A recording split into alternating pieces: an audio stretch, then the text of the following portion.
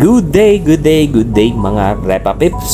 So, magbigay lang ako ng kaunting inspirasyon sa mga nahihirapan, minamaliit sa mga ginagawa nila, at pinagtatawanan.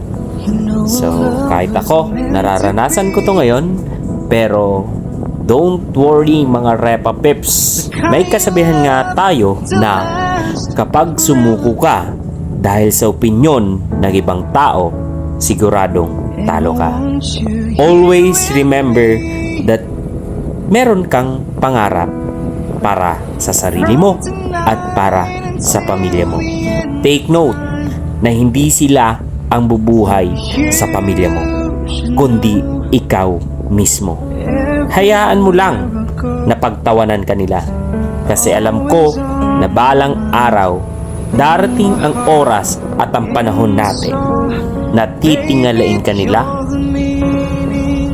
Kaya laban lang, kaya natin to.